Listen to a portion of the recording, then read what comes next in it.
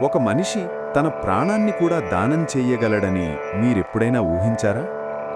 మహాభారతంలో కర్ణుడు ఒక మహాయోధుడు మాత్రమే కాడు, అతను దానంలో అపారుడు. అతని పేరు వినగానే ఒక మాట గుర్తుకొస్తుంది, దానమంటే కర్ణుడు అని. ప్రతిరోజు సూర్యోదయం సమయంలో ఎవరు ఏదైనా అడిగినా కర్ణుడు ఎప్పుడూ లేదు అనలేదు.